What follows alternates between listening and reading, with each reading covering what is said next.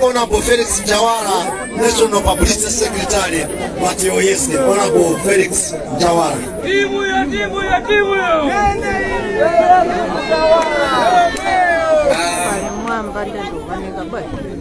Mwatira ndira eti? Tonse tili ndi chisoni eti? Alipo kukondwera ngati masolo? Tonse tina chitima. Asi tena? Ndipeleke ulemu kwa Madam SG, Honorable Patricia Kaliati, ulemu wanu Honorable Kambala, ulemu Honorable Enoch Chihana, ulemu wanu Honorable Benjani Kaluwa, Honorable Kanyaso, Honorable Kusalambula, Honorable Makwenda, Honorable Ndovi, amfumu atu komanso aineka muzuno ndi mafumu ena onse. Pamene tikuyatsa makandulo, nkhani yayikulu kwambiri kumakhala yokumbukira Dr. Saulos Chilima. Imfa iliyonse imakhala yopweteka eti, koma imfa iyi ikumapweteka kwambiri. Ikumapweteka kwambiri chifukwa chonena kuti tikumaganizira mmene anafera. Chimenecho ndi chimene chikumatipatsa mkwiyo. Chinanso chimene chikumapangitsa kuti imfa iyi ikhale yopweteka ndi mafunso amene tikumakhala nawo, amene mayankho ake situkwatani kodi situmapeza ya. Koma chifukwa cha chikhulupiriro komanso zimene Dr. Chilima amafunira dziko lino, tikukhulupirira kuti imfa imeneyi yadzala mbewu. Yadzala mbewu yotani? Yadzala mbewu imene yapanga anthu ambiri okhulupirira chiphunzitso chimene Dr. Chilima amaphunzitsa.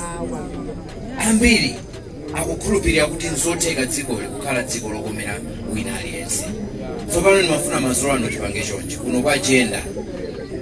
Ndimafuna kuti ndikanena kuti SKC eti ndikanena kuti SKC mwalozi anzanu kuti SKC ndiweyo. Tamvana eti? Ndikanenanso kachiwiri munene kuti SKC ndi ndani kodi? Chifukwa chani tikunena choncho? Tikufuna kuti wina aliyense ayambe kuganiza ngati mmene Dr. Chilima amaganizira. Ayambe kupanga zinthu ngati mmene Dr. Chilima amapangira. Ndeti yesere tweti? SKC! SKC! SKC! SKC! Osaopa! Osafoka! Osaopa! Osafoka! Osaopa! Osafoka! Osaopa! Osafoka! Osatopa! Chifanya kuti SKC ndi ndani kodi? SKC ndi ndani kodi? Tikamaenda tsiku ndi tsiku aliyense tizimuza kuti iweyo ndi ndani SKC. Amene ungakwanirise masomphenya a Dr. Chilima ndi iweyo. Amene tingakwanirise masomphenya a Dr. Chilima ndi ifeyo. Ndilole nthawi ino tsopano ndiapatsire Madam SG kuti akuyankhule zikomo kwambiri.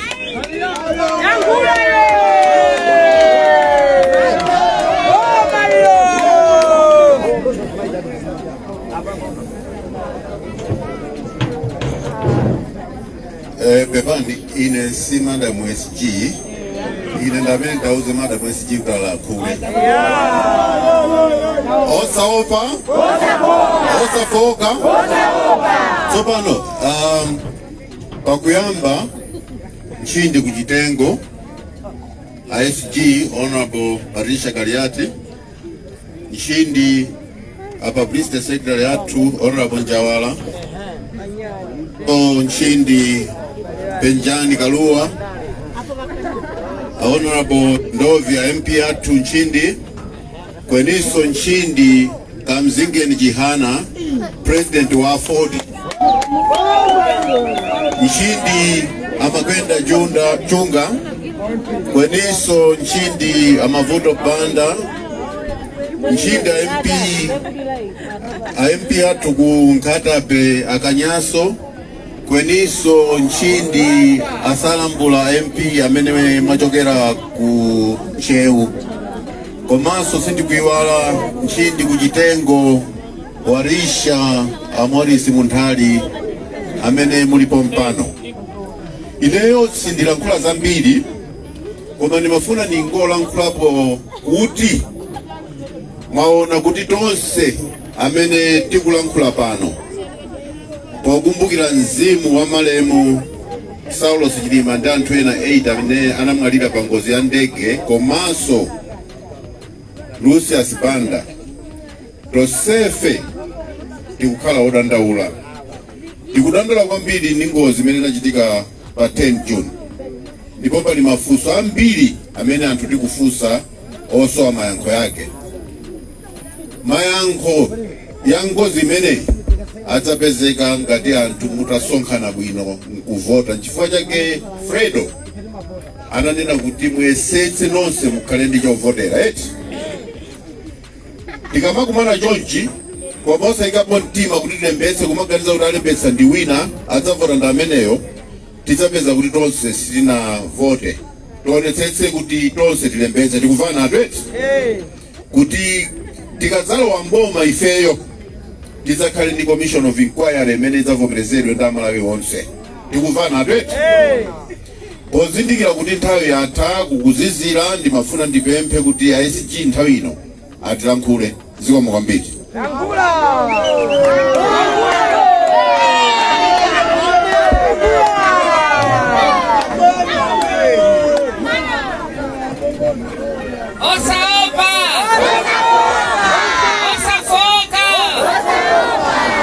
Takunyadirani nzatwa kuno kwa agenda olemekezeka President Afford amene mulipo mpano right honorable Enoch Chihana, olemekezeka Publicity Secretary athu honorable Njawala, olemekezeka akulu athu a Director of Economic Planning honorable Dr. Engineer Kambala, akulu athu a Campaign Director honorable Makwenda Chunga, National Campaign Director, akulu athu Doi, olemekezeka Akaluwa, akulu athu Mtali takunyadirani kwambiri, akulu athu a leader of the house the side of UTM honorable Chris Kanyaso, akulu athu Adovi walala mose apa muli pano watata za mama naonanso akubwera olemekezeka director amayi pano pamene tafika ife pano olemekezeka Deputy Campaign Director honorable Salambula takunyadirani kwambiri.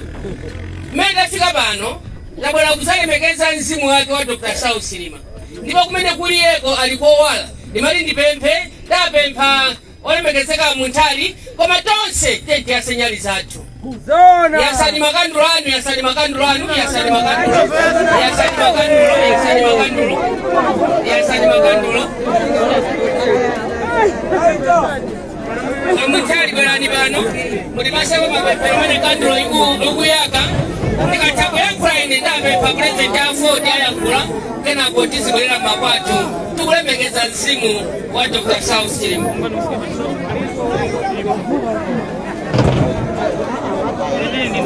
Will you please stand up? Let me light my candle. Support your candle.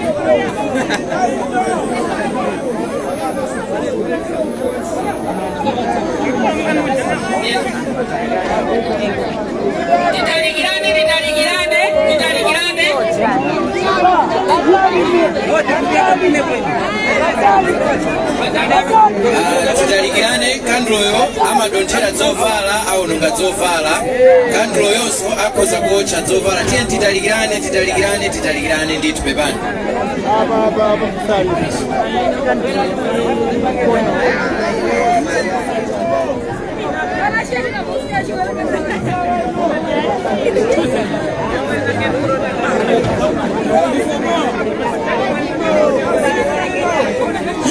Yewo tipemphere tikhale chete titegereze kulurombo tipemphere achiuta tili pa marupano pa agenda kukumbuka umoyo wa Dr. Saulos Klaus Chilima na wose abo bakafa pa 10 Juni mundegeira gweniso tikukumbukaso munyitu walikufa uyo wakawana cha wanangwaso chapa dera Rusias banda cha kuimba vandu hawa walikuruta misimu yao ilikuruta kwene kuno kumanyuma kuli masozi kuli chitima kuli mafumbo umo walikurutira Yehova Chiuta wakawana magano gano wakawana urato wa charo cha Malawi wakawana urato wa chipani ichi cha UTM kwenu umo walikurutira Yehova Chiuta nanga wakuoneka na maso agacha kwene maroto gao tichali nao muhanya uno maroto gao garutilirenge tingeruza ndise yaya Yehova Chiuta kwene pakutina mafumbo ganandi a Yehova mafumbo aga mtizolele ndimwe nanga tikumanya Fumu Chiuta kuti vyose vyokachitanga Chilima vikawa vya kukumba Malawi wakwere kwenese tikuti tiwelenge nyuma cha nanga iyo wafwa tilutenge muntazi mpaka tikwanirise ivyo Chilima wakakumbanga mumutima wake kukumbira UTM kweniso Malawi kufuma pano kuyakafika pa September 2025 pa 16 September apa palije uyo watikanizgenge kuti aba balimo mboma wafumemo palije chochitikanizgenge kuti icho wakagana Chilima chikwanirisike tikumanya Fumu Chiuta wa Malawi wakususika hivi Chilima ukavikumba cha tikumanya wakudandaura vina Malawi wanyekezeka Chilima ukavikumba cha ni baba kunyekeza ni boma ilo lilimosono Yehova taromba kuchanya kuti nanga walikufa hiyo Chilima kwene ise tose tiujikane pamoza mpaka Malawi wawe charo chiwemi kujumba umuchirisono tikuromba Yehova Chiuta kuti nanga wanga wako awanga kumba kuti barutirire kunyoza bina Malawi kwene kuchanya ukutaweya imerembani pachipupa kuti mene take care of Farasini kuti ufumu wa awa wavikiga pasikero ndipo kuchanya uko mwawona kuti ufumu huu watondeka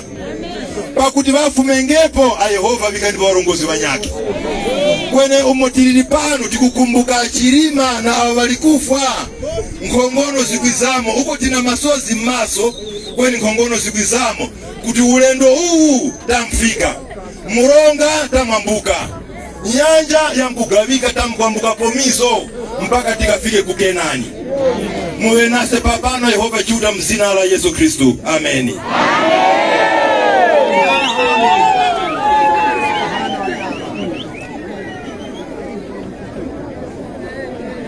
takwenzekani makandulano mwamba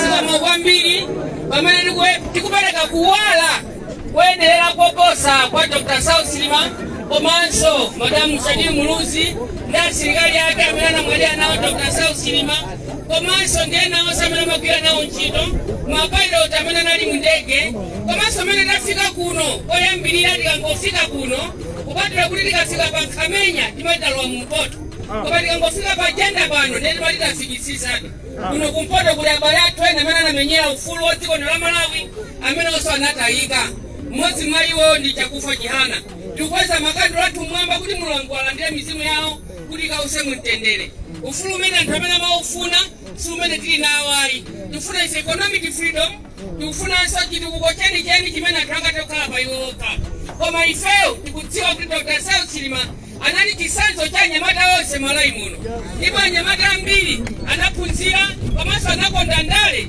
chifukwa cha chisanzo chimene Dr. Saulos Chilima anapereka anyamata komanso Dr. Saulos Chilima anafunanso kuti kutsera kwa anyamata a dziko la Malawi athokoze makolo awo anyamata amenewo pokhala anthu ozidalira pa iwo okha ndipo tikusimikizira na Dr. Saulos Chilima amene muli kuti manifesto anu ma ideologies anu achipali cha UTM ndi zimene mumafuna kuti zichitike ku Malawi kuno mwapendapenda TSS mpaka na tikafika Dr. Saulos Chilima tikusimikizireni kuti kumene muli nuko tikupemphani kuti mutilamulire while you are in the universe Dr. Saulos Chilima kumene muli nuko tikupemphani ndi abale onse amene muli nawo kumeneko kuti ifeyo kuno ku Malawi zimene mumafuna kuti anyamata atenge nawo mbali kuti dziko la Malawi likhale lozidalira pawokha kumbali ya chuma komanso dziko la Malawi likhala usidalira paokha kumene chakuja komanso anyamata akhala usidalira pa iwoka osati zimene tikuona ife pano kuti mutenga ngongoli siku la lero mwakuli mavoti kodi ngati mukapanga kuti ogulisa mizimba apasidwa ngongoli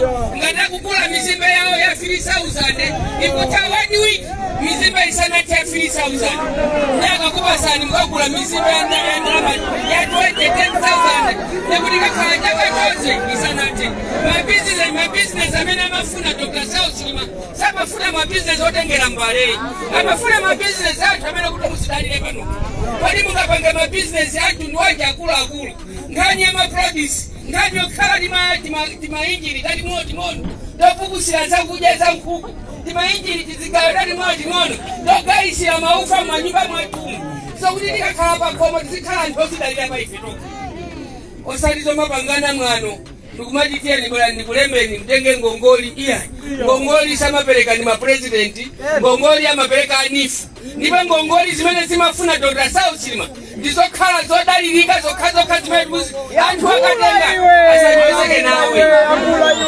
ngongoli zomalembana za fumu pakhomo kumalemba mayina ndi maidi mungoziwa kuti ndi chizindikiro chopera mavoti ngongoli samalembana pa fumu. If I was there, if I was to stand in the shoes, where the shoes are very small that my shoes cannot fit in, ndikanatali kumakauza kuti talipaseni maina ama gulwani. Pelekani maina ama gulwani utapira ni kwa kuti mukatenge kumeneko. Ndiye mukatenge ngongoli kumene mukambo chula kuti ife tabwera list yathu alinabwera kale. That's the way how to go about it. Osati mafumu khalani. Teni muzilemba ndikunyoza na kwa kukulu. Ashogoleri meti machita lonchi nifi kwa yambili yako mweko atokataka zipa sila ngongoli lelo mulima kwa mwenu upaka mabize na lukula kwa ena mwita tuluka kala bila kuzambia ukale kati tukabana Kumalawi kunabwa na dongosoni kizibanga bai Malawi lelo bai Malawi saa kupezeka nkani yokulisa mazira ando kutoka ku China kumakulisa mazira munomo muloma kuti mazira tizigulisa ifeyo alizati waku Tanzania ndamena mapanga bai Tanzania wao alizati waku Zambia lindi bai Zambia wao ife nango nama za bai Malawi aji nyamata meti nambila kusikanda mpaka na padudila katikanda abe antumani na misa no dibembele nzimu wa Dr. Sausi Chilima kumene kuliyeko kumene amafuna aji nyamata apange Malawi wabwino lelo meta sonkana pano tila kwanza nyali za tukumamba kumene mulinuka mulandire kupepa kwatu kuti you should liberalize the youth and the youth is to stand in their shoes and make a rightful decision and the youth they've got to be free from democracy. Osada zile pela kuyankula nyamata ufulu mena nyamata na ukala nao akala ni ndama madumba mwao ukala nao akala mawanda kulukodi fedi itandizira bwanji kutukula ziko na Malawi ufulu wati nyamata atenge nao mbali kundale mwapanda kuopa kani makansala kani ma MP zizimene Dr. Sausi mama dani amafunu sima iziba zaka mbale otakala sima izisowa mbale ayi zimene mafuna Dr. Sausi zitu tizikula ntengo ochika Malawi kuno kulizichika kwa zizake zochuluka zimene Dr. Sausi mamafuna inwa chakula wale megezeka ino kufakte ihana kunyandireni right honorable a president Ford amene muna titandizira kuyangana malemu Dr. Sausi Chilima kupili kuchilangao munali inuyo samene mabila kumena kuja dziko la Malawi tikana kuti lili pa umphawi tinaonera siku la kuchilangao kuti analibe ndi tochi yomwe matochi yomwe ochokera ku China ambiri ali ngwewa makoloboi kulephera kukhala ndi koloboi yomwe amaendera tochi ya honorable right honorable Ajihana. What a shame. And we thank you very much. What a gentleman you are. What a father you are. What a brotherhood which you showed when we lost our father. Wherever you were, everywhere. And you were communicating with us. Kuleo kulina ndilibano, tochanga badangana yangana, mchikangawa ndipirirani kulu kwa mbili mene kakale ame ama kuya mojani. Chino. Ndipo tikanape zasho, malemu tubilache la Chilima mwina siku lomwelo. Kama kifaa chosowa matochi, kifaa chosowa sola, kifaa sola zikanakai, makandu wali ababa na kuenda mena bali pose mchikangawa mwita kumasaka tubilache. Kama dinale pera, kifaa ya tochi yaja kufa, ya Enoch Chihana, my apologies and let his soul rest in peace. Anatithandizira kuzungulira kwena kuli konse. Ndikuthokozeni kwambiri. Kuti ndisauta Malawi ndisosauka, ndinaonera ndege imene inagwa kuchikangao. Ndege yatu yeni pasi kugwa. Kusoza kuti ndifotani. Nangeka nakakuti akwera kunja tikanachita manyazi otani. Mapatula manyazi amene fetili nawo. Ndege ya Malawi momuno, kugwa momuno, kusoza kuti ndipo service yomwe simata. Isima pangidwa. Ifanenge kati pangidwa service zikanakhala bwino. Koma mwina kapena nyengo ya siku meja sinali bwino. Ndiye ndipempha kumwamba Mulungu chinakukomerani kuti munabweresa chifunga muchikangawa chimene tinatenga mwana wathu Dr. Saul Chilima. Chifunga chimene chocho chikhale choyamba ndicho maliza. Isazakhalenso chifunga china chimene chizikhala Malawi. Chifunga chimene kukhale ndi strategy ifa Malawi yakuti kuzika ukakhala chifunga ukakhala nyengo yovuta ngeti chepeseso majani maendedwe. Kopenanso anthu maulendo aziyenda apafupafupi osakhala kutali. Endi chikangawa iweyo chikangawa chinakukomera kuti ukatenge Dr. Saul Chilima. And that should be the first and the last kuti iwe chikangawa ukatengeso anathu Malawi. And we pray for the souls of our beloved sons and daughters of Malawi who passed on 10th of June in Chikangawa forest. Muchikangawa mene mumutipempha kuti alizathu amene amaphunziriramo sikulu zawo zosiyana-siyana akhale ndi sikulu yapambana kwambiri ngati nkotheka tinenetsa kumangamo zinyumba zina kuti ame athu azigona mbali ina komweko kuti pakakhala china azikhala kufupi kwapeza ame athu kuti aziona kuti atithandizira bwanji. Let's build some of the memorials in Chikangawa kwa apolisi ka ame akhalenso ndi memorial houses kuti azipezeka kukhala kumene kuti kapezeka pa mavuto ena atizithamanga kumene. And in remembrance of the souls of our son Dr. Saul Chilima and the sons those who passed in Chikangawa. Ife tabwera kuzakupepesani kuzalira nanu ife mwana wathu anamwalira kuno munalephera kumuona amene anamwalira soko kuno komanso mwana wathu anakwatiranso kuti kunoko ndekuti amene anali mwana wanu anali mulamu wanu anali mchimwene wanu koma zapezekanso kuti you know what God does.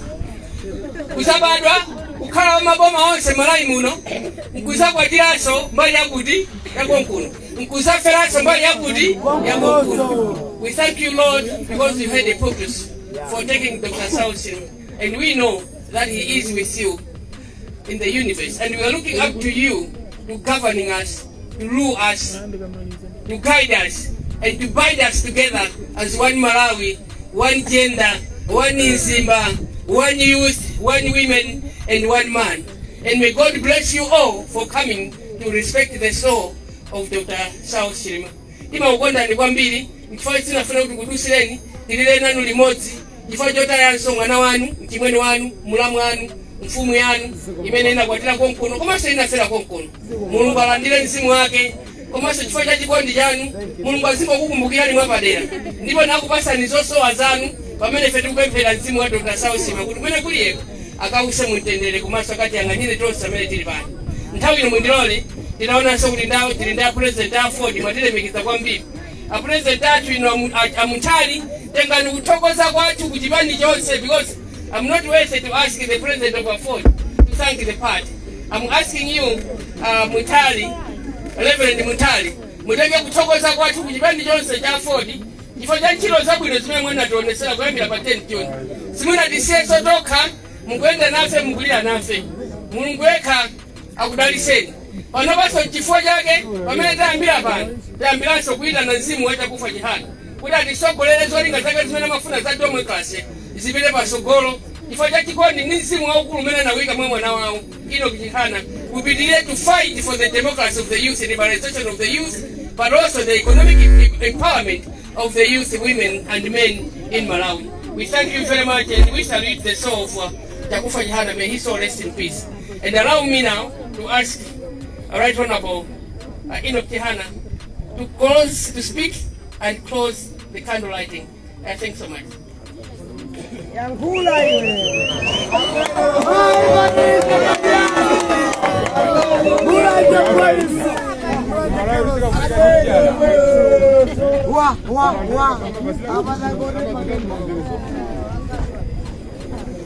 tenti kweze makandula athu osaopa osatopa osaopa. Nipeleke nchindi kwa Secretary General wa chipani cha UTM Mama Kaliati, nchindi ya Publicity Secretary dada Njawala, nchindi dada Kambala, nchindi ya Nyakanyaso huko Komaso dada Mundhali Sekuru, imamuli special advisor kwa ine special duties dada Ndovi Komaso Penjani Karua Liapa Komaso mwana witu waloko Soiro dada Makwenda Chunga wa mwana ngamanya kuti kuyutia musoli kuchanya National Director ya mwana mwemi dikali na imagora Komaso mpalewane wangu hapa publicity kuoneka soyai chiaura shawa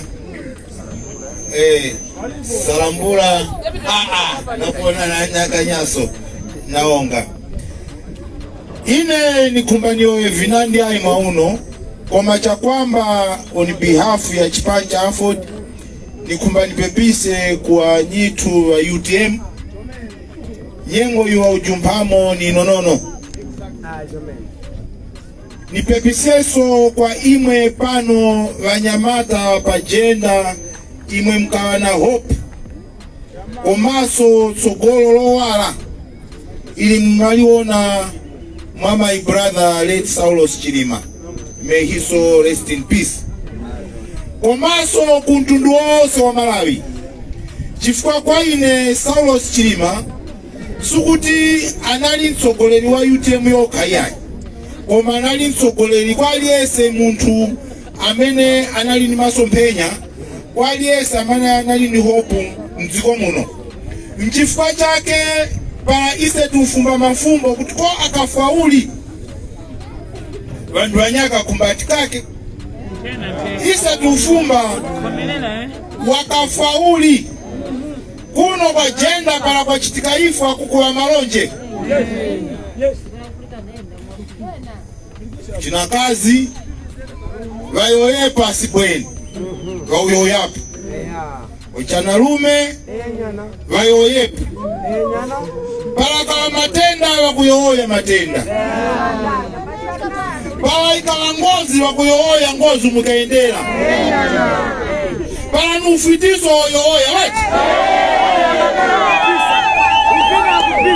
wakulamolaso kuti ise umutukonera awatuka ikira na Makwenda Chunga walipala so ifa ikuana malonje so ise tichali kulindizya kuti tipulike malonje kuboma la Malawi tifuacha kwamba ndege kawa yao umwakaendela mwana witu wa kuvimanya ise tikumbatimanye kovi kaenda uli para imwe matulongosolera mbizi umu tamkalapasi na upulikisha kuma waka te ayayi vilite yayi kwiza wazungu izauli ndipo wazungu wafuna nguu ni njani wakatola wazungu kula ina kukatoto nikayoya kutipa mda uko witu ise watumbuka nilankulaso chichewa pamwambo watu ifa atumbuka kuno kumpoto timati mwana akafa mosa ziwika bwino pamuzi pachi timamba ufufuza nechimene timachita fumu imenena kuti yayi tibweretse ng'anga azaone kodi wapha mwana uyu watu uyu ndani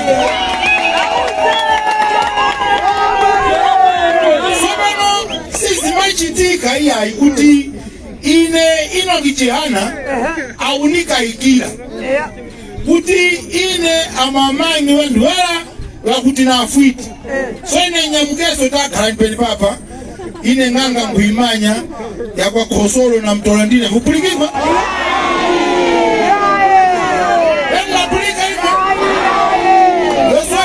kupulika so ichi mumanye abalewane kupano pa jenda nchakuti muno Malawi boma tuchitopanga after 5 years. That's why Chilima kaleo yakuti osatopa osaopa so imoyo yante chifukwa ufulu number 1 noyoya mamulomo yoyani kumukumba fumbani mafumba ngafumba weza nywa ifwe Chilima fumba ninge koma na witu akafauli napulikana watu osaopa osatopa ina kichihana fumbolani nambala 1 na kuti hapa ndege kawa from the minute ndege kawa ine nkawa pamzuzu kuifu alafu kasamba awa wantu akamba nambala 1 tenti chile mchikangawa tipenje ndege. I was one of them. That's why nchao fumba mpaka mwauno I was one of them na wasirikali na wapolisi iwa odipala kuti ndege kawa half 10 fumbolane ni kumba imwe munijoine pa fumbo ili tifumbenge mpaka wazatiziole so pala na zunura nyengo imwe mutizi abalewane ndege kutika ikawa half 10 zi half 11 zi half 12 zi half 1 zi half 2 zi half 3 zi half 4 zi half 5 denti kapenje yeo chomene mkone makola naonga yeo chomene